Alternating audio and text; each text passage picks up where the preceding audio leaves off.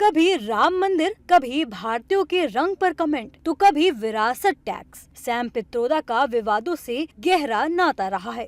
आखिर कौन है सैम पित्रोदा? उन्हें क्यों कहा जाता है राहुल गांधी का राजनीतिक गुरु और अंकल सैम? कांग्रेस के लिए कितने जरूरी हैं सैम पित्रोदा? आइए जानते हैं। अपने बयानों से कांग्रेस को बार बार संकट में डालने वाले सैम पित्रोदा आखिर हैं कौन?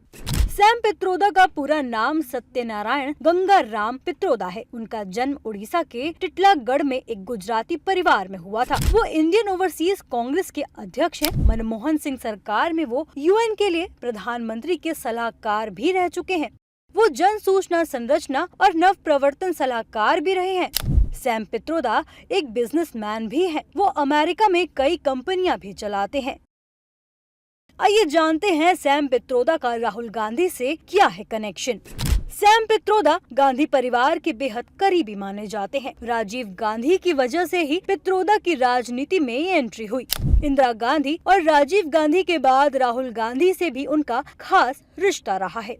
यहाँ तक कि पित्रोदा को राहुल गांधी का राजनीतिक गुरु भी माना जाता है। राहुल गांधी समय समय पर उनसे मुलाकात कर कई मुद्दों पर उनसे सलाह लेते हैं।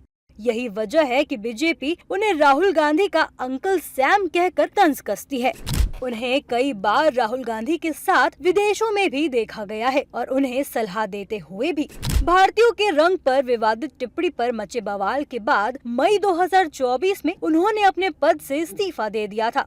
हालांकि लोकसभा चुनाव के नतीजे आने के कुछ दिन बाद ही उन्हें फिर से इंडियन ओवरसीज कांग्रेस का अध्यक्ष नियुक्त कर दिया गया था। राहुल गांधी के अमेरिका दौरे से पहले भी विवादों में आए पित्रोदा। पिछले दिनों लोकसभा में नेता प्रतिपक्ष राहुल गांधी के अमेरिका दौरे से ठीक पहले भी सैम पित्रोदा विवादों में आए थे। दरअसल इंडिया टुडे के पत्रकार रोहित शर्मा सैम पित्रोदा का इंटरव्यू ले रहे थे, तब उनके साथ बदसलूकी की गई थी। रोहित शर्मा ने दावा किया था कि बांग्लादेश से जुड़ा सवाल पूछने पर सैम पित्रोदा की मौजूदगी में ही राहुल गांधी की टीम ने उन पर हमला कर दिया था और जबरदस्ती फुटेज डिलीट करवा दी थी। बाद में पत्रकार ने दावा किया था कि सैम पित्रोदा ने उन्हें फोन करके व्यक्तिगत रूप से माफी मांगी। आइए जानते हैं सैम पित्रोदा ने कब कब दिए हैं विवादित बयान। सैम पित्रोदा ने जून 2023 में कहा था कि मंदिरों से देश की बेरोजगारी, स्वास्थ्य और शिक्षा जैसी दिक्कतों का समाधान नहीं होगा। इन मुद्दों पर कोई बात नहीं करता। हर कोई राम और हनुमान मंदिर की बातें करता है। 2024 के लोकसभा चुनाव के दौरान सैम पित्रोदा ने एक इंटरव्यू में भारत के लोगों पर रंगभेदी टिप्पणी की थी। उन्होंने कहा था, जहां पूर्व के लोग चीनी जैसे दिखते हैं, पश्चिम के लोग अरब जैसे, उत्तर के लोग गोरे और दक्षिण के लोग अफ्रीका जैसे दिखते हैं। हालांकि उनके इस बयान से कांग्रेस ने किनारा कर लिया था।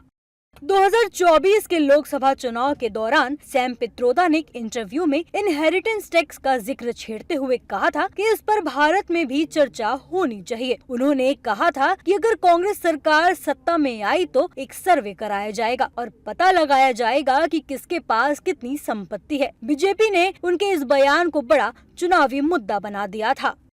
साल 2019 के लोकसभा चुनाव के दौरान सैम पित्रोदा ने 1984 के सिख दंगों को लेकर कहा था, 1984 में हुआ तो हुआ। हालांकि विवाद होने पर सफाई देते हुए उन्होंने कहा कि उनकी हिंदी अच्छी नहीं है। वो कहना चाहते थे कि जो हुआ वो बुरा हुआ।